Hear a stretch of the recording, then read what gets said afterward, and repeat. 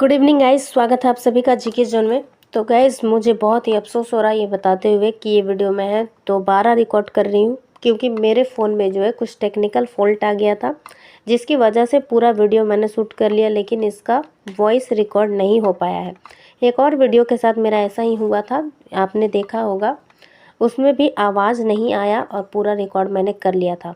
तो थोड़ा सा ऊपर नीचे हो जाएगा तो प्लीज़ माफ़ कर दीजिएगा। तो चलिए शुरू करते हैं। क्वेश्चन नंबर 23 से इसका सही दिखेगा आपको, और 23 तक आप चाहे तो स्किप भी कर सकते हैं। पहला देखिए, खुटकट्टी पंचायत में जिस जनजाति की ग्रामीण शासन की व्यवस्था है उसे क्या कहा जाता है? तो मुंडा शासन व्यवस्था कहा जाता है। मुंडा जनजाति के खुटकट्टी गांव में प्रशासनिक व्यवस्था के संचालन के लिए खुटकट्टी पंचायत की स्थापना की गई है। खुटकट्टी पंचायत के प्रमुख को हाथू मुंडा कहते हैं और कई खुटकट्टी गांव को मिलाकर एक पढ़ा या परहा पंचायत बनाई जाती है, जिसका प्रमुख मानकी कहलाता है। नेक्स्ट है, नागवंशी शासन व्यवस्था में पांडे का क्या कार्य है? तो नागवंशी शासन व्यवस्था में पांडे का कार्य है पंच के निर्णयों को मौखिक रूप से सभी को अवगत कराना। ऑप्शन नंबर बी इसका आंसर है। तो नागवंशी शासन व्यवस्था में कुछ पद होते हैं, जैसे कि दीवान वित्तीय मामलों का प्रमुख होता है। पांडे जो है पंच के निर्णय को मौखिक रूप से सभी को अवगत कराता है। पाहन है किसी भी प्रकार के आयोजन की व्यवस्था करता है, और जागीरदार है लगान वसूल के लिए नियुक्त होता है। तो ये सभी पद है नागवंशी शासन प्रणाली में। नेक्स्ट प्रश्न को देखते हैं। तो मैं जो है थोड़ा सा मैच करने के लिए रुक जाती हूँ। तीसरा है, पढ़ा शासन व्यवस्था में ग्राम स्तर की नियुक्त अधिकारी कौन होता है? तो ग्राम स्तर पर नियुक्त अधिकारी कौन होते हैं? तो 1, 2, 3 और 4 ये सभी जो है महतो, पाहन, मांझी और बैगा ग्राम स्तर पर नियुक्त अधिकारी होते हैं, जबकि पढ़ा दीवान पढ़ा पंचायत के प्रमुख न्यायिक अधिकारी होते हैं। तो इसका आंसर क्या हो जाएगा? ऑप्शन नंबर सी।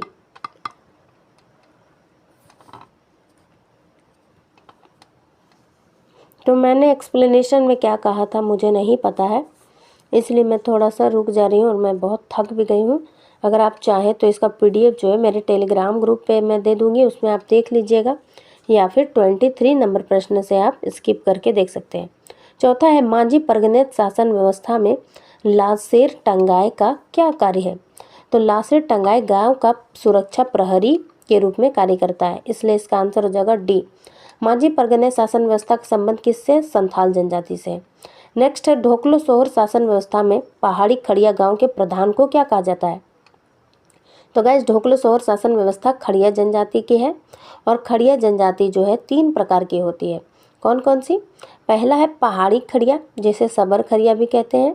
दूसरा है पहाड़ी खड़िया, दूसरा है ढेलकी खड़िया, और तीसरा हो जाएगा दूध खड़िया, जिसमें से पहाड़ी खड़िया जो है सबसे निम्न स्तर पे जीवन व्यतीत कर रहे हैं, जबकि दूध खड़िया जो है संपन्न है। और पहाड़ी खड़िया में यानी सबर खड़िया में गांव के प्रधान को क्या कहते हैं? दंडिया कहते हैं। दंडिया कहते हैं। दिहुरी क्या है? तो सबर जनजाति मतलब सबर खड़िया में जो धार्मिक प्रधान होता है वो दिहुरी कहलाता है। वहीं करटाहा की बात की जाए तो पूजा पाठ द्वारा खड़िया परिवारों के शुद्धिकरण का कार्य करता है, और कालो या पाहन गांव का धार्मिक प्रमुख होता है। नेक्स्ट है, छठा नंबर है, जातीय पंचायत शासन व्यवस्था में निम्नलिखित में से कौन सी गैर जनजातीय शामिल है? इसका आंसर हो जाएगा option number D, Ansari, Sahu, Mahto ये सभी। चलिए नेक्स्ट देखते हैं। 7वां नंबर प्रश्न है, तो मैं 7वां नंबर प्रश्न है, विश्व की प्राचीनतम गणतांत्रिक शासन व्यवस्था किस जनजाति में पाई जाती है? इसका आंसर हो जाएगा हो जनजाति। हो जनजाति की शासन व्यवस्था को किस नाम से पुकारते हैं? मुंडा मानकी शासन व्यवस्था, और यह विश्व की प्राचीनतम गणतांत्रिक शासन व्यवस्था मानी जाती है। तो इसका आंसर क्या हो जाएगा? Option number A. चलिए 8वां नंबर प्रश्न देखते हैं। खरवार जनजाति के शासन व्यवस्था में 4 गांव के पंचायत को क्या कहा जाता है? तो खरवार जनजाति में 4 गांव के पंचायत को चट्टी कहते हैं, 5 पंचायत के प्रमुख को पचौरा और 7 गांव के प्रमुख को सतौरा कहते हैं। तो ये याद रखिए कि खरवार जनजाति में इस तरह के ऑप्शंस आपको मिलेंगे 4 गांव के पंचायत, 5 गांव के पंचायत, 7 गांव के पंचायत। तो याद रखिएगा, खरवाड़ जनजाति में चट्टी, सतौरा और पचौरा पाई जाती है। नेक्स्ट है, मरांग गोमके के नाम से किसे जाना जाता है? तो मरांग गोमके जयपाल सिंह मुंडा को कहा जाता है और गुरु गोमके कहा जाता है पंडित रघुनाथ मुर्मू। इसका आंसर बी दिया हुआ है, यानी कि मिस्टेकली प्रिंटेड हो गया है। ये गुरु गोमके होगा पंडित रघुनाथ मुर्मू और मरांग गोमके हो जाएगा जयपाल सिंह मुंडा। तो रघुनाथ मुर्मू जो है ओलचिकी लिपि के आविष्कारक है। ओलचिकी किसकी लिपि है? संथालों की लिपि है। और इन्होंने जो है ओलचिकी लिपि का आविष्कार कब किया था? 1941 में किया था। तो वहीं जयपाल सिंह मुंडा जो है आदिवासी महासभा के अध्यक्ष रहे हैं और झारखंड राज्य निर्माण में इनका काफ़ी ज़्यादा योगदान रहा है। इन्हें मरांग गोमके भी कहा जाता है। मरांग गोमके मतलब गुरुजी, बड़े गुरुजी होता है। नेक्स्ट है, सीलागिर नामक बांग्ला उपन्यास किस स्वतंत्रता सेनानी के जीवन पर लिखी गई है? सीलागिर नामक बांग्ला उपन्यास तिलका मांझी के जीवन पर लिखी गई है और इसके लेखक कौन है? तो आरण्येर अधिकार की लेखिका कौन है? महाश्वेता देवी। इन्होंने ही सीलागिर नामक बांग्ला उपन्यास की रचना की है। तो तिलका मांझी पर एक और पुस्तक है जो कि प्रसिद्ध है, वो है तो तिलका मांझी पर एक और पुस्तक है हूल पहाड़िया नाम से और इसके लेखक है राकेश कुमार सिंह। तो ये सभी फैक्ट जो है आप याद रखिएगा, वेरी वेरी इम्पोर्टेंट है एग्ज़ाम की दृष्टि से। तो चलिए नेक्स्ट देखते हैं। तो सीलागिर के लेखक तो बता दिया मैंने। 11वां है, संथाल जनजाति में प्रेम विवाह को क्या कहते हैं? तो संथाल जनजाति में प्रेम विवाह को इतूत बापला कहा जाता है। और विवाह तरीके होते हैं किरिंग बापला, ये सर्वाधिक प्रचलित होता है, इसमें अगुआ के माध्यम से विवाह होता है। सदाई बापला क्रय विवाह को कहते हैं और दीपिल बापला हट विवाह को कहते हैं। 12वां नंबर सवाल है, पार्टी और संस्थापना। तो पहला देखिए, अखिल भारतीय झारखंड पार्टी यानी ऑल इंडिया झारखंड पार्टी की स्थापना कब हुई थी?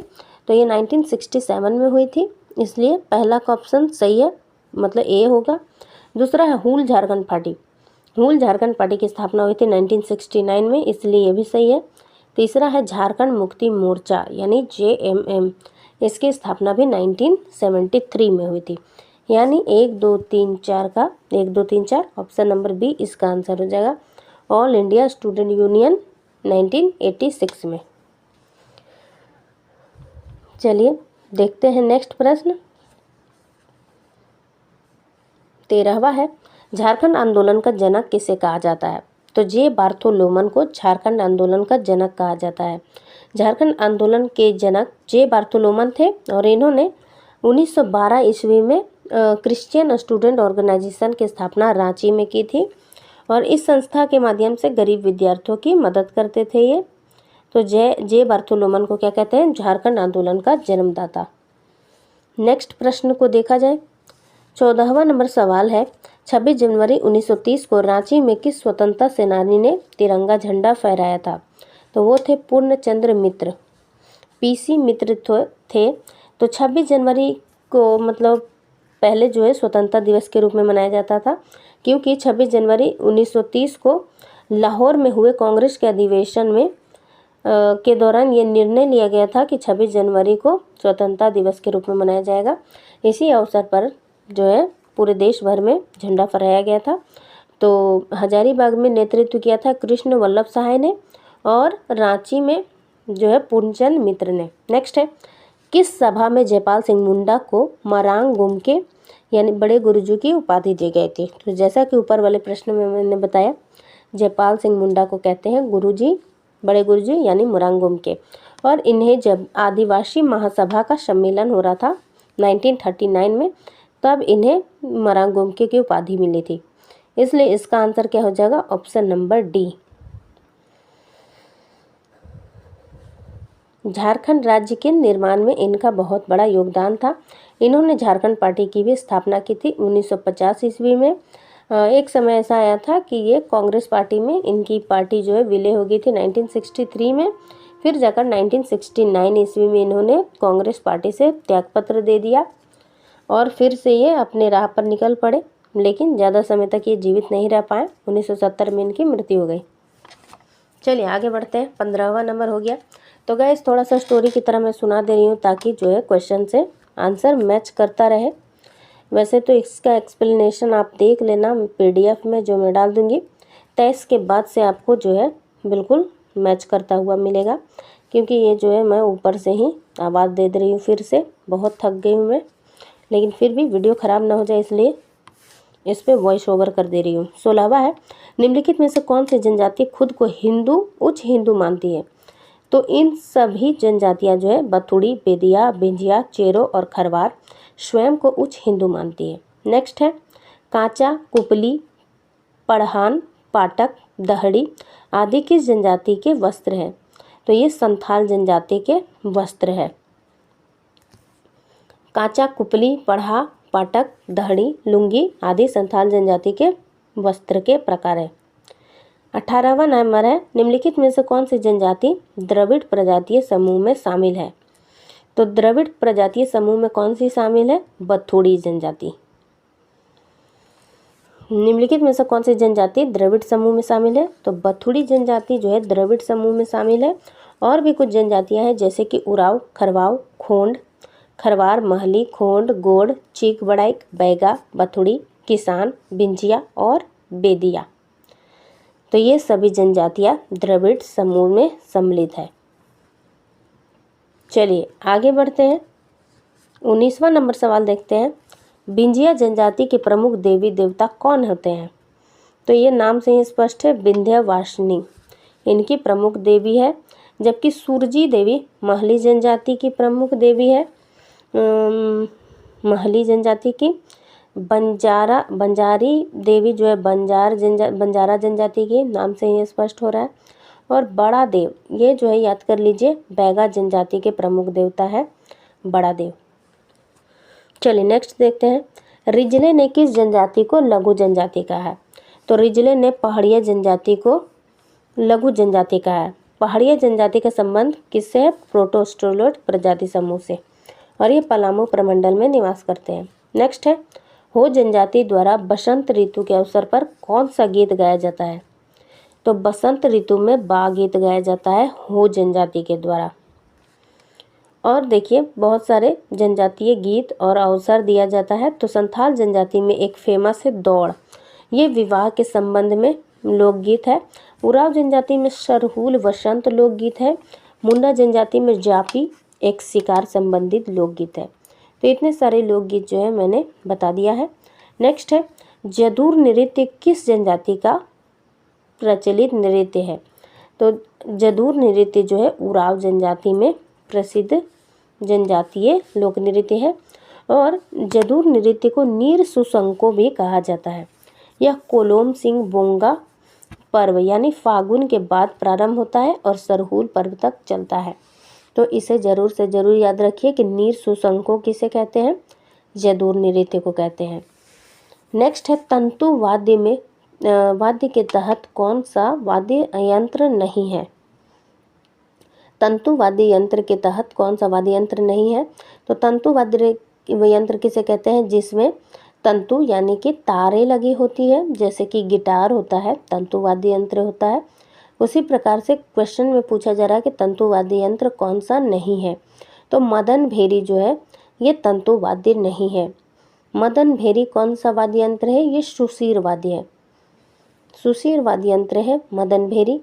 बाकी सब बनम, सारंगी और भुआंग ये सभी जो है ये है कौन से नहीं आते हैं? तंतु वाद्य यंत्र कौन से होते हैं? जिनमें तार लगे होते हैं।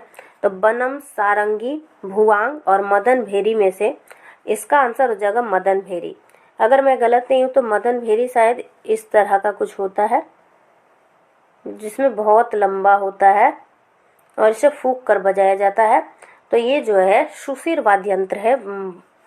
तो तंतु वाद्य यंत्र में क्या क्या आ जाएगा? एक तारा, केंद्रा, भुआंग, बनम, टोइला, सारंगी आदि। सुशीर वाद्य यंत्र में क्या आ जाएगा? बांसुरी, सहनाई, सिंगा, मुरली और मदन भेरी। तो आई थिंक मदन भेरी वही है जो मैं समझ रही हूँ। चलिए नेक्स्ट देखते हैं। बिंदु धाम मेला का आयोजन झारखंड के किस जिले में लगता है? तो बिंदु धाम मेला जो है साहेबगंज में लगता है।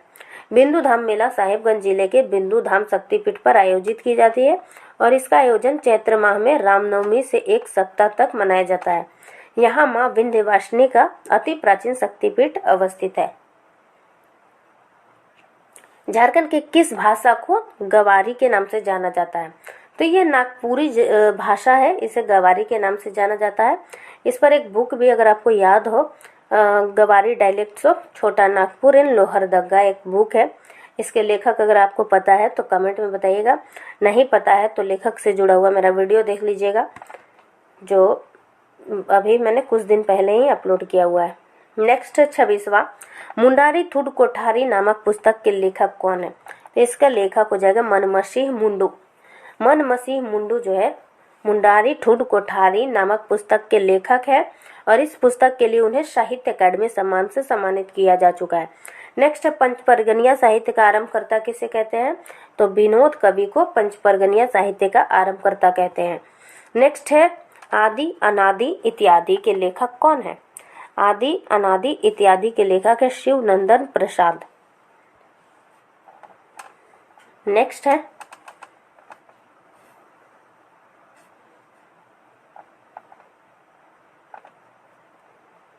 रचना और रचनाकार में कौन सा सही सुमेलित नहीं है? पहला आदि धर्म रामदयाल मुंडा, ये सही है। अरण्येर अधिकार महाश्वेता देवी। मरांग घोड़ा नीलकंठ हुआ, ये भी सही है। महुआ माझी और कोची कोड़वा, ये गलत है। कोची कोड़वा विक्टर दास की नहीं हो जाएगी, ये इसके हो जाएगी सोलोमान मुर्मू।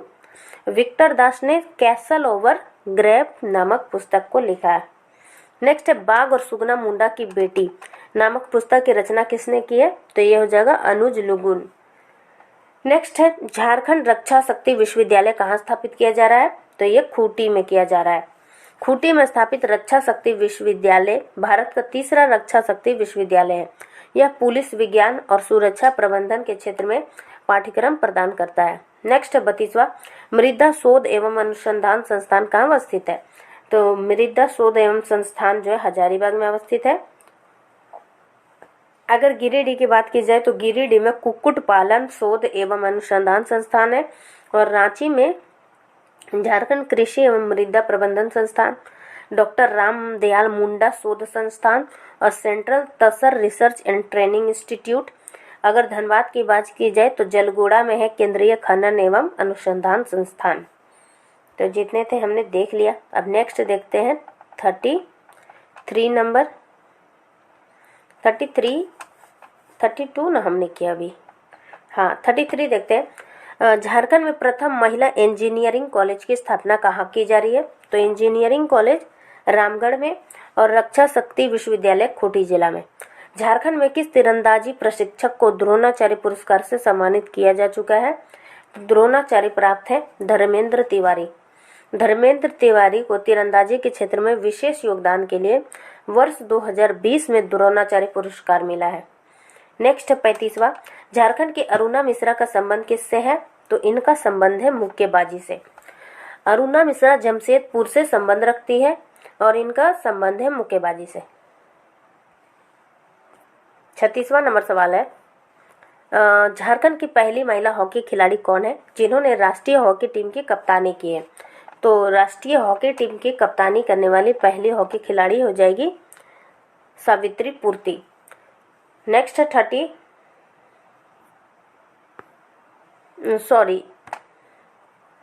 तो झारखंड की पहली महिला हॉकी खिलाड़ी कौन है जिन्होंने राष्ट्रीय हॉकी टीम की कप्तानी की है? वह सुमराई टेटे।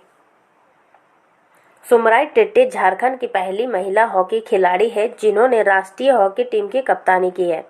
वर्ष 2017 में मेजर ध्यानचंद अवार्ड से सम्मानित की जा चुकी है और ये सिमडेगा जिले की निवासी है।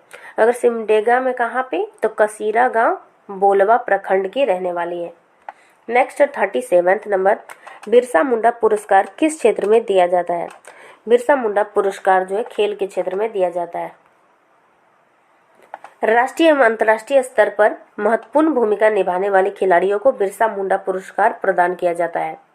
38वां है, उमराव सिंह टिकैत शूटिंग रेंज कहाँ अवस्थित है? उमराव सिंह यानी टिकैत उमराव सिंह शूटिंग रेंज कहाँ पे है? तो ये रांची जिला में है। 39 है, झारखंड तीरंदाजी अकेडमी की स्थापना कहाँ की गई है? तो झारखंड तीरंदाजी अकेडमी की स्थापना सरायकेला में की गई है। झारखंड सरकार द्वारा संचालित तीरंदाजी अकेडमी सरायकेला खरसावा जिले में है। 40वां है, छोटा नागपुर काश्तकारी अधिनियम 1908 के तहत अधिकार अभिलेख और लगान का निर्धारण का उल्लेख किस अध्याय में किया गया है? तो अध्याय 12 में इसका उल्लेख किया गया है।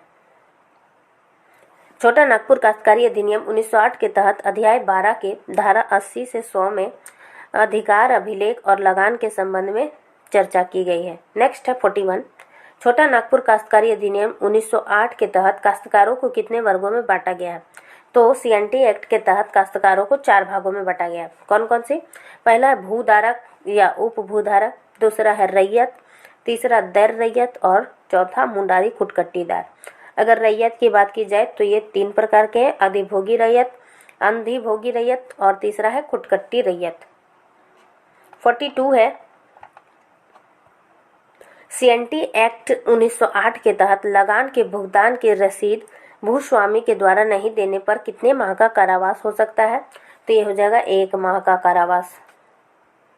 सीएनटी एक्ट 1908 के तहत लगान के भुगतान की रसीद भूस्वामी के द्वारा नहीं देने पर 1 माह का कारावास या 100 रुपये का जुर्माना या फिर दोनों 100 रुपये का जुर्माना या दोनों दंड भूस्वामी को दिया जा सकता है। नेक्स्ट है 43 नंबर, छोटा नागपुर काश्तकारी अधिनियम 1908 के तहत में अनाधिभोगी रैयत के बेदखली के लिए कौन सी शर्त है? तो इसका आंसर क्या हो जाएगा? 43 का आंसर हो जाएगा डी, इनमें से सभी। जोत की भूमि को रैयत द्वारा ऐसे, एक सेकेंड मैं नेट ऑफ कर देती हूँ।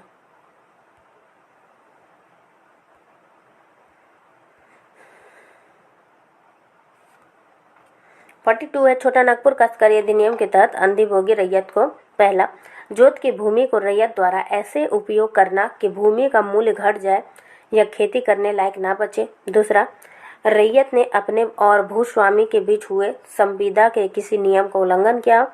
या तीसरा, रैयत ने निर्धारित लगान का भुगतान करने से इनकार कर दिया हो। तो ऐसी शर्त पे अनाधिभोगी रैयत को बेदखल किया जा सकता है। नेक्स्ट है 44, सीएनटी एक्ट 1908 के किस अध्याय में मुंडारी खुटकट्टीदार के विषय में विशेष उपबंध किया गया है? तो विशेष उपबंध है अध्याय 18 में। अध्याय 18, सीएनटी एक्ट 1908 के अध्याय 18 में मुंडारी खुटकट्टीदार के विषय में विशेष उपबंध का उल्लेख है। नेक्स्ट है 45 नंबर, संथाल परगने काश्तकारी अधिनियम 1949 के तहत मूल रैयत अपनी खाली भूमि का बंदोबस्त किसकी अनुमति के बिना नहीं कर सकता है? तो इसका आंसर हो जाएगा उपायुक्त की अनुमति के बिना नहीं कर सकता है। नेक्स्ट है, संथाल परगना काश्तकारी अधिनियम 1949 के तहत कितने जमाबंदी रैयत की सहमति से ग्राम प्रधान की नियुक्ति उपायुक्त द्वारा की जा सकती है? तो इसका जो मैंने ट्रिक आपको बताया था, कौन सा आर्टिकल में दिया है ये भी मैंने बताया हुआ है। 46 का आंसर क्या हो जाएगा? 2/3। और इसका जो धारा मैंने क्या बताया था कि नियुक्ति मतलब क्या होता है?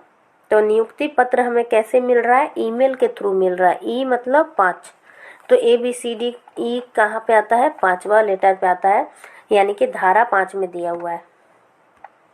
चलिए नेक्स्ट देखते हैं 47 नंबर, संथाल परगना काश्तकारी अधिनियम 1949 में ग्राम प्रमुख एवं मूल रैयत को किस अध्याय में परिभाषित किया गया है? तो ये हो जाएगा अध्याय 2। संथाल परगना काश्तकारी अधिनियम के 1949 के तहत ग्राम प्रमुख और मूल रैयत की चर्चा अध्याय 2 के धारा 5 से 11 में की गई है। नेक्स्ट है 48, संथाल परगना काश्तकारी अधिनियम 1949 में रैयतों के कितने वर्ग की चर्चा की गई है? तो रैयत के 3 वर्ग की चर्चा है। कौन कौन सी? निवासी जमाबंदी रैयत, गैर निवासी जमाबंदी रैयत और नए रैयत। 49 है, संथाल परगना काश्तकारी अधिनियम 1949 के तहत जोत विभाजन एवं लगान के वितरण के संदर्भ में कौन सा कथन सही है? तो इसका भी अगर आपने वीडियो देखा तो आपको बहुत अच्छे से याद हो जाएगा कि 18 साल की उम्र में हमने जो है घर बनाया और 19 साल की उम्र में जोत का विभाजन, इस तरीके से याद कराया था मैंने। तो धारा 19 में दिया हुआ है जोत के विभाजन और लगान के वितरण के बारे में। तो क्वेश्चन क्या किया जा रहा है, कौन सा कथन सही है। तो पहला देखते हैं, जोत का विभाजन जमींदार, ग्राम प्रमुख या रैयत की सहमति से की जा सकती है। दूसरा है, यदि जोत के किसी भाग का लगान 3 रुपये से कम हो तो किसी भी स्थिति में जोत का उप विभाजन नहीं होगा। इसका आंसर क्या हो जाएगा, इसका आंसर हो जाएगा दोनों कथन सत्य है। सीएनटी एक्ट की धारा 19 के अंतर्गत जोत एवं विभाजन तथा जोत का विभाजन एवं लगान के वितरण के संबंध में प्रावधान है। इसके तहत जोत का विभाजन जमींदार, ग्राम प्रमुख और रैयत की सहमति से की जाएगी। यदि जोत के किसी भाग का लगान 3 रुपये से कम है तो किसी भी स्थिति में जोत का उप विभाजन नहीं होगा। नेक्स्ट है 50वां, पंचायत अनुसूचित क्षेत्रों में विस्तार अधिनियम 1966 यानी पेशा का उद्देश्य क्या है। पहला, जनजातीय समाज को स्वशासन प्रदान करना। दूसरा है, पारंपरिक परिपाटियों की सुसंगत में उपयुक्त प्रशासनिक ढांचा विकसित करना। तीसरा है, ग्राम सभा को सभी गतिविधियों का केंद्र बनाना। तो इसका आंसर है सारे कथन सत्य है। 51 है, विल्किंसन कानून के तहत 300 रुपये तक के मुकदमे की सुनवाई कौन करता है। विल्किंसन कानून के अनुसार 300 रुपये तक के मुकदमे की सुनवाई जो है मुंसिफ करता है। नेक्स्ट है 52, अजय बैराज परियोजना किन जिलों में संचालित है। अजय बैराज परियोजना जो है दुमका और देवघर जिले में संचालित है। झारखंड में बृहद सिंचाई परियोजना के अंतर्गत 5वीं पंचवर्षीय योजना के अंतर्गत अजय बैराज परियोजना का संबंध देवघर और जामताड़ा जिले से है। ऑप्शंस में दिया है देवघर और दुमका और आंसर में एक्सप्लेनेशन में जामताड़ा लिखा है, तो गलती से लिख दिया गया होगा। आंसर हो जाएगा देवघर और दुमका। नेक्स्ट है 53, उड़ीसा मैग्नीज और मिनरल लिमिटेड कहाँ अवस्थित है। उड़ीसा मैग्नीज और मिनरल लिमिटेड कहाँ अवस्थित है। इसका आंसर हो जाएगा ऑप्शन नंबर ए, सरायकेला और खरसावा। नेक्स्ट है, किस नदी के अपवाद क्षेत्र में खूंटी के असुर सभ्यता के अवशेष मिले हैं। तो खूंटी के असुर सभ्यता के अवशेष कहाँ से मिले हैं, तजना नदी। इसका आंसर हो जाएगा तजना नदी। तो तजना नदी का उद्गम रांची के बुंडू तमाड़ क्षेत्र से होता है और इसका अपवाद क्षेत्र रांची और खूंटी जिले में है। 55 नंबर है, दुमका से निकलने वाली ब्राह्मणी नदी किस नदी में मिल जाती है। ब्राह्मणी नदी जो है हुगली नदी में मिल जाती है। ब्राह्मणी नदी दुमका जिले के दुधवा पहाड़ी से निकलती है और पश्चिम बंगाल में हुगली नदी में जाकर मिल जाती है। नेक्स्ट है 46, पहला है, प्रेमा घाट जलप्रपात किस जिले में अवस्थित है। तो प्रेमा घाट जलप्रपात गुमला जिले में अवस्थित है। गुमला में और कौन कौन से जलप्रपात है, प्रेमा घाट, सदनी घाट, हेपाद, नागफेनी, सिरका। जबकि खूंटी की बात की जाए तो यहाँ पे पंचघाघ है। लातेहार में बूढ़ा घाघ, घाघरी, लोध, गौतम घाघ, मिर्चैया और कांति। जबकि लोहरदग्गा में घड़घड़िया और निंदी। नेक्स्ट है, नूनबिल गर्म जलकुंड किस जिले में अवस्थित है। नूनबिल गर्म जलकुंड कहाँ पे अवस्थित है, दुमका जिले में। नूनबिल, बारा झरना, ततलोई, झरिया पानी, दुमका, तपात पानी, रानी बहल, ये सभी जो है दुमका में है। जबकि धनबाद में है तुतुलिया और दुआरी जो है चतरा में है। सूरजकुंड, टाइगर जलप्रपात, हरहद और कावा हजारीबाग में है। नेक्स्ट है 58, वन स्थिति रिपोर्ट 2019 के अनुसार झारखंड में सबसे न्यूनतम से अधिकतम वन प्रतिशत वाले जिलों का क्या क्रम है। तो सबसे कम जो है जामताड़ा जिले में हो जाएगा, उसके बाद देवघर और धनबाद में। तो ऑप्शन क्या हो जाएगा, बी इसका आंसर हो जाएगा। अगर प्रतिशत की बात की जाए तो जामताड़ा में 5.8%, जामताड़ा में है 5.8%, तो पॉइंट नहीं लिख पा रही हूँ मैं इसलिए बोल देती हूँ। देवघर में 8.3% और धनबाद में है 10.7%। नेक्स्ट है 59, राजमहल की नुकीली पहाड़ियों को क्या कहते हैं। तो नुकीली पहाड़ियों को टुंगरी कहते हैं। राजमहल की पहाड़ियों का क्षेत्रफल लगभग कितना है, पिछले वीडियो में हमने देखा था 2000 वर्ग किलोमीटर है। और इस क्षेत्र में नुकीली पहाड़ियों को स्थानीय नाम क्या है? टुंगरी। और गुंबदानुमा पहाड़ियों का स्थानीय नाम क्या है? डोंगरी। नेक्स्ट है 60वां नंबर, झारखंड के 3 सबसे ऊंचे पाट क्षेत्र में कौन शामिल नहीं है? तो सबसे ऊंचा पाट कौन सा हो जाएगा? नेतरहाट पाट, दूसरा है गणेशपुर पाट और तीसरा जनीरा पाट। तो कौन सा सबसे ऊंचा नहीं है? पहाड़िया पाट। तो नेतरहाट पाट की ऊंचाई कितनी है? 1180 मीटर। गणेशपुर का हो जाएगा 1171 मीटर और जनीरा पाट का 1142 मीटर। नेक्स्ट है 61, झारखंड राज्य गंगा नदी संरक्षण प्राधिकरण का गठन कब किया गया था? वेरी वेरी इंपॉर्टेंट प्रश्न है, 20 फरवरी 2009 को। और इसका जो अध्यक्ष कौन होता है? तो मुख्यमंत्री होते हैं। नेक्स्ट है 62 नंबर, झारखंड का कौन सा जिला छत्तीसगढ़ में नहीं लगता है? सिमडेगा, लातेहार, गुमला और गढ़वा जिले में से कौन सा जिला नहीं लगता है? तो सिमडेगा, गुमला, लातेहार और गढ़वा ये जो है सीमा साझा करते हैं छत्तीसगढ़ के साथ, जबकि सरायकेला खरसावा उड़ीसा राज्य के साथ सीमा साझा करता है। इसका आंसर क्या हो जाएगा? ऑप्शन नंबर डी, केवल 5 जो है सीमा साझा नहीं करता है, जबकि लातेहार, सिमडेगा, गढ़वा और गुमला जिला जो है छत्तीसगढ़ के साथ सीमा साझा करता है। 63 नंबर देखते हैं,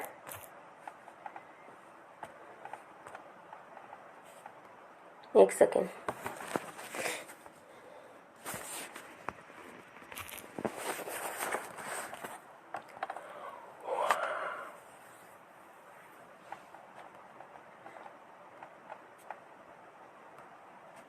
नेक्स्ट है मुख्यमंत्री तीर्थ दर्शन योजना के तहत कौन सा विकल्प गलत है? पहला, इस योजना का उद्देश्य निर्धन बुजुर्गों को तीर्थ दर्शन कराना है। तो ये तो कथन सत्य है। इस योजना के लिए राज्य सरकार ने IRCTC के साथ समझौता किया, ये भी सही है। इसके तहत बुजुर्गों की आयु 55 वर्ष या इससे अधिक होनी चाहिए। तो ये कथन गलत है, बुजुर्गों का आयु जो है 60 वर्ष या इससे अधिक होनी चाहिए। तो इसका आंसर क्या हो जाएगा? ऑप्शन नंबर सी। नेक्स्ट है 64 नंबर, निम्नलिखित कथनों पर विचार कीजिए। पहला, उन्नति परियोजना की शुरुआत दिसंबर 2019 में हुई थी। इस योजना की शुरुआत मनरेगा के अंतर्गत की गई थी। इसमें पिछले वित्तीय वर्ष में मनरेगा के तहत 100 दिन का कार्य करने वाले परिवार के लिए वयस्क सदस्य को कौशल प्रशिक्षण प्रदान किया जाएगा। तो कौन सा कथन सत्य है? तो इसका आंसर क्या हो जाएगा? ऑप्शन नंबर सी, तीनों कथन सत्य है। चलिए नेक्स्ट देखते हैं 65वां, निम्न कथनों पर विचार कीजिए। पहला, मुख्यमंत्री शहीद ग्राम विकास योजना की शुरुआत 18 दिसंबर 2017 को हुई थी। नेक्स्ट है इस योजना का उद्देश्य शहीदों के गांव को विकास करना है। तीसरा, इसकी शुरुआत खूंटी जिले के बिरसा मुंडा गांव उल्लीहातू से हुई थी। चौथा है इसके तहत शुरू में 15 गांवों का चयन किया गया था। कौन सा कथन सत्य है ये बताना है। तो इसका आंसर क्या हो जाएगा? पहला, दूसरा और तीसरा कथन सत्य है। पहला, दूसरा और तीसरा। चौथा कथन गलत है। चौथा कथन क्यों गलत है? क्योंकि इसमें 15 की जगह 30 गांवों का चयन होना था। तो ये देखिए छोटे छोटे इन्फॉर्मेशन कितने काम आते हैं स्टेटमेंट वाले प्रश्नों में। 66वां है, झारखंड यूनिवर्सल पेंशन स्कीम 2023 के तहत कौन सा लाभार्थी है? तो लाभार्थी कौन हो जाएगा? विधवा, वृद्ध, विकलांग, बेरोजगार। इसका आंसर हो जाएगा 1, 2, वृद्ध, विकलांग और विधवा। तो झारखंड देश का पहला राज्य है जहां सर्वजन यानी यूनिवर्सल पेंशन योजना लागू है। इस योजना का लाभ राज्य में रहने वाले 60 वर्ष से अधिक उम्र के सभी बुजुर्गों को दिया जाएगा। इसके अलावा 18 वर्ष से अधिक उम्र के बेसहारा लोगों और विधवा महिलाओं, 5 वर्ष से अधिक उम्र के दिव्यांगों को भी इसका लाभ मिलेगा। नेक्स्ट है 67 नंबर प्रश्न है, नीलांबर पीतांबर जल समृद्धि योजना के विषय में क्या सही है? पहला, राज्य सरकार वार्षिक जल संरक्षण क्षमता में 5 लाख करोड़ लीटर की वृद्धि करना, मनरेगा के तहत 10 करोड़ मानव दिवस का सृजन करना, 5 लाख एकड़ बंजर भूमि का संवर्धन करना, या इनमें से सभी कथन सत्य है। तो इसका आंसर हो जाएगा इनमें से सभी कथन सत्य है। नेक्स्ट है 68 नंबर, झारखंड पुनर्स्थापना एवं पुनर्वास नीति में कुल कितने अध्याय है? तो इसमें कुल 9 अध्याय है। झारखंड पुनर्स्थापना एवं पुनर्वास नीति कब आई थी? 25 जुलाई 2008, और इस नीति में कुल 9 अध्याय है। नेक्स्ट है 69, नक्सलियों के प्रत्यर्पण एवं पुनर्वास हेतु नई नीति किस वर्ष लाई गई थी? तो नक्सलियों के प्रत्यावर्तन और पुनर्वास के लिए जो नीति आई थी वो 2018 में आई थी। नक्सलियों के प्रत्यर्पण एवं पुनर्वास नीति 2018 के तहत क्या है, नक्सलियों को 2 श्रेणी में रखा गया है, श्रेणी ए और बी। ए में नक्सलियों का पुनर्वास के लिए 6 लाख रुपए प्रदान की जाएगी, वहीं श्रेणी बी के नक्सलियों को पुनर्वास के लिए 3,50,000 रुपये प्रदान की जाएगी। पहला में 6 लाख रुपए, दूसरा में 3,50,000 रुपये। नेक्स्ट 70 नंबर, झारखंड के 15 कृषि जलवायु प्रदेश में से झारखंड के कितने कृषि जलवायु प्रदेश हैं? तो 3 है। तो ये जो है बहुत सारे सेट में ये क्वेश्चन रिपीट हो चुका है, तो मैं बता देती हूँ कि 15 में से 3 झारखंड में है। इसमें से मध्य एवं उत्तर पूर्वी पठारी उप कृषि जलवायु प्रदेश, पश्चिमी पठारी उप कृषि जलवायु प्रदेश और दक्षिण पूर्वी पठारी उप कृषि जलवायु प्रदेश शामिल है। 71 नंबर देखते हैं, झारखंड में इको टूरिज्म नीति पर विचार कीजिए। इको टूरिज्म नीति पर विचार कीजिए। पहला है, इको टूरिज्म को बढ़ावा देने के लिए स्थानीय गांवों के लोगों को नेचर गाइड के रूप में प्रशिक्षित किया जाएगा। सही है। दूसरा है, इस नीति के तहत साहेबगंज में फॉसिल पार्क, गिरिडीह में पारसनाथ, हजारीबाग में कैनहरी हिल, देवघर में त्रिकुट पहाड़ी, कोडरमा में तिलैया डैम, पलामू में व्याघ्र परियोजना, लातेहार में नेतरहाट और जमशेदपुर में दालमा गज अभ्यारण्य को विकसित किया जा रहा है। तो इसका कथन दूसरा भी सत्य है, यानी आंसर हो जाएगा ऑप्शन नंबर सी। 72 है, वन अधिकार अधिनियम के तहत किस वर्ष से पूर्व के वनों में रहने वाले वनवासियों को वन भूमि का पट्टा प्रदान किया जाएगा? तो कौन से ईयर से? 2005 से पूर्व। इसका आंसर हो जाएगा ऑप्शन नंबर बी। 2005 से पूर्व वनों में रहने वाले वनवासियों को वन भूमि या पट्टा प्रदान किया जाएगा। 73 है, झारखंड राज्य प्रदूषण नियंत्रण बोर्ड की स्थापना कब हुई थी? 2001 में। JSPCB का गठन 2001 में किया गया था। यह एक नियामक निकाय है जो उद्योगों को पर्यावरण संरक्षण के लिए उच्च तकनीकों के प्रयोग के लिए प्रोत्साहित करता है। नेक्स्ट देखते हैं 74 नंबर, झारखंड नवीकरणीय ऊर्जा विकास एजेंसी यानी जरेडा का गठन कब हुआ था? इसका भी गठन हुआ था 2001 में। चलिए नेक्स्ट है, आपदा प्रबंधन अधिनियम 2005 के किस धारा में राज्य आपदा प्रबंधन प्राधिकरण की स्थापना का प्रावधान है? तो ये हो जाएगा धारा 14(1), यानी धारा 14 क्लोज 1 में राज्य आपदा प्रबंधन प्राधिकरण की स्थापना का प्रावधान है। इसी प्रावधान के तहत झारखंड में राज्य आपदा प्रबंधन अधिनियम का गठन 28 मई, पूरे डेट के साथ याद रखिएगा, 28 मई 2010 को की गई थी। नेक्स्ट है, झारखंड राज्य आपदा प्रबंधन प्राधिकरण का कौन सदस्य नहीं होता है? तो इसका सदस्य पर्यटन मंत्री नहीं होता है। झारखंड राज्य आपदा प्रबंधन प्राधिकरण के अध्यक्ष मुख्यमंत्री होते हैं और इसके अन्य सदस्यों में कौन कौन है? गृह मंत्री, वित्त मंत्री, स्वास्थ्य मंत्री, राजस्व एवं भू सुधार मंत्री, जल संसाधन मंत्री, पथ निर्माण विभाग मंत्री और कृषि मंत्री तथा आपदा विभाग मंत्री। 77 है, झारखंड राज्य के लोक सेवक को आपदा प्रबंधन का प्रशिक्षण कहाँ प्रदान किया जाता है? तो श्री कृष्ण लोक प्रशासन संस्थान रांची में। नेक्स्ट है, झारखंड के राज्य आपदा मोचन निधि नामक राहत कोष में केंद्र और राज्य की हिस्सेदारी कितनी होती है? तो ये हिस्सेदारी हो जाएगी 75 और 25 की। नेक्स्ट है, किस वर्ष झारखंड आपदा प्रबंधन विभाग ने राज्य आपदा प्रबंधन योजना की शुरुआत की थी? तो इसका आंसर हो जाएगा 2009 में। 80 है, मैकॉन लिमिटेड की रांची के दोरंडा में स्थापना कब की गई थी? तो मेकॉन लिमिटेड की स्थापना हुई थी 1959 में। मेकॉन लिमिटेड को central engineering and design bureau के अंतर्गत 1959 में डोरंडा में स्थापित किया गया था।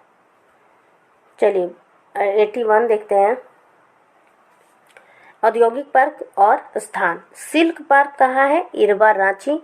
Plastic park Devipur Deoghar. Mega food park Getalsud Ranchi. Software technology park Jasidih. और कौन सा युग्म सुमेलित है? तो इसका आंसर है इनमें से सभी सुमेलित है। झारखंड में होकर कौन सा राष्ट्रीय राजमार्ग गुजरता है? 1, 2, 5 या 6? तो 82 का आंसर हो जाएगा 1। राष्ट्रीय जलमार्ग जो है 1 गुजरता है। कहाँ से गुजरता है? साहेबगंज से। राष्ट्रीय जलमार्ग 1 प्रयागराज को हल्दिया से जोड़ता है और यह राष्ट्रीय जलमार्ग झारखंड के एकमात्र जिले साहेबगंज से होकर गुजरता है। सिद्धू कान्हू युवा खेल क्लब से संबंधित कौन सा कथन सही है? तो इसका आंसर क्या हो जाएगा? पहला ऑप्शन है, राज्य के प्रत्येक गांव में सिद्धू कान्हू युवा खेल क्लब की स्थापना की जाएगी। दूसरा है, सिद्धू कान्हू युवा खेल क्लब को प्रत्येक वर्ष खेल विकास के लिए 25-25 हजार रुपये की सहायता दी जाएगी। इसके माध्यम से युवाओं को प्रतिभा निखारने और आगे बढ़ने में अवसर मिलेगा। तो इनमें से सभी कथन सत्य है। आंसर हो जाएगा ऑप्शन नंबर डी। नेक्स्ट है 84th। झारखंड इलेक्ट्रॉनिक वाहन नीति 2022 के संदर्भ में कौन सा कथन सत्य है, यानी कौन सा कथन पर विचार कीजिए। पहला है, पूर्वी भारत में इलेक्ट्रॉनिक वाहन निर्माण इकाई के लिए झारखंड को सबसे पसंदीदा स्थान बनाना। दूसरा, राजमार्गों में 25 किलोमीटर की दूरी तक सार्वजनिक चार्जिंग स्टेशन की स्थापना करना। तो सही कथन क्या है? 84 का आंसर हो जाएगा दोनों कथन सत्य है। तो दोनों कथन ऑप्शन नंबर बी में है, दोनों कथन सत्य है। यानी झारखंड इलेक्ट्रॉनिक वाहन नीति 2010 का क्या उद्देश्य है? पहला, पूर्वी भारत में इलेक्ट्रॉनिक वाहन निर्माण की इकाइयों के लिए झारखंड को सबसे पसंदीदा स्थान बनाना और राजमार्ग में 25 किलोमीटर की दूरी पर सार्वजनिक चार्जिंग स्टेशन की स्थापना करना। 85th है, झारखंड राज्य सरकार स्वास्थ्य बीमा योजना के तहत निम्नलिखित पर ध्यान दीजिए। पहला, पत्रकारों को 5 लाख रुपए तक का बीमा प्रदान किया जाएगा। इस योजना का लाभ देने के लिए पत्रकार को बीमा प्रीमियम का 20% राशि देना होगा। तीसरा है, इस योजना का लाभ 18 से 60 वर्ष के पत्रकारों को मिलेगा। चौथा है, आयुष्मान योजना का लाभ लेने वाले पत्रकार को भी इसका लाभ मिलेगा। तो 85 का आंसर है पहला कथन, दूसरा और तीसरा सत्य है, चौथा कथन असत्य है। तो 85th का आंसर क्या हो जाएगा? Option number A. तो झारखंड राज्य पत्रकार स्वास्थ्य बीमा योजना के तहत वैसे पत्रकार को इसका लाभ प्राप्त नहीं होगा जो आयुष्मान योजना के लाभार्थी है। इस योजना की घोषणा कब हुई थी? 29 दिसंबर 2021 को। झारखंड राज्य में लाह को कृषि का दर्जा कब मिला था? तो पिछले सेट में मैंने ये क्वेश्चन आपसे पूछा था, लेकिन किसी ने कमेंट नहीं किया था। 86 का आंसर हो जाएगा 17 अप्रैल 2023 को। झारखंड सरकार ने राज्य ने लाह को कृषि का दर्जा कब दिया? 17 अप्रैल 2023 को। कौन सा मिलान गलत है? पहला, खनिज और जीरा, बेंटोनाइट धनबाद। चलिए पूरा ऑप्शन पहले पढ़ लेते हैं। बेंटोनाइट तो पहला ही गलत है, ये साहेबगंज हो जाएगा, धनबाद में नहीं। दूसरा, ग्रेफाइट पलामू सही है। क्रोमाइट पश्चिमी सिंहभूम। चांदी अयस्क के लिए रांची। तो 87 का आंसर पहला ही हो जाएगा, साहेबगंज जिला इसका होना चाहिए। नेक्स्ट 88,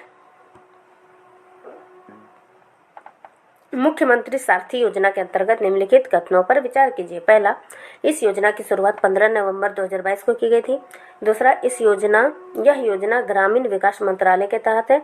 तीसरा है, इस योजना के तहत प्रखंड स्तर पर सेंटर खोले जाएंगे। चौथा है, इसके तहत युवाओं को 1000 रुपये प्रति माह और युवतियों को 1500 रुपये प्रति माह दिया जाएगा। तो इसका आंसर क्या हो जाएगा? तो चौथा कथन तो बिल्कुल सत्य है, तीसरा भी सही है, पहला भी सही है। तो इसका योजना जो है ये गलत है, दूसरा स्टेटमेंट, क्योंकि यह योजना ग्रामीण विकास मंत्रालय के तहत नहीं है। ये मुख्यमंत्री सारथी योजना श्रम नियोजन और प्रशिक्षण विभाग के अंतर्गत आता है। इसलिए आंसर हो जाएगा ऑप्शन नंबर बी। 89 है, संथाल जनजाति में सेवा विवाह को किस नाम से जाना जाता है? तो सेवा विवाह को जवाई बापला कहा जाता है। संथाल जनजाति में सेवा विवाह को जवाई बापला कहा जाता है। वहीं इस विवाह को बिरहोर जनजाति में किरिंग जवाई बापला कहते हैं। 90 नंबर, तो लास्ट 10 क्वेश्चन देख लेते हैं। 90 है, वर्ष 1954 में बिरसा भगवान जैविक उद्यान की स्थापना कहाँ की गई थी? तो भगवान बिरसा जैविक उद्यान की स्थापना हुई थी चकला और मांझी में। बिरसा भगवान जैविक उद्यान की स्थापना चकला और मांझी में 1954 में की गई थी और यह जैविक उद्यान सपही नदी के किनारे है। नेक्स्ट है, महात्मा गांधी का झारखंड में पहली बार आगमन कब हुआ था? तो 3 जून 1917 को आए थे। कहाँ आए थे? रांची आए थे और अगले दिन इनके पुत्र और पत्नी भी आई हुई थी, यानी 4 जून को। नेक्स्ट है, अकबर ने किसे बिहार झारखंड का सूबेदार नियुक्त किया था? तो अकबर ने बिहार झारखंड का सूबेदार किसे नियुक्त किया था? तो टोडरमल बोलिए, मान सिंह को। तो 1589 ईस्वी में राजा मान सिंह को अकबर ने बिहार झारखंड का सूबेदार नियुक्त किया था। मान सिंह ने पलामू के चेरो राजा भागवत राय को पराजित कर मुगलों की अधीनता स्वीकार करने के लिए विवश कर दिया था।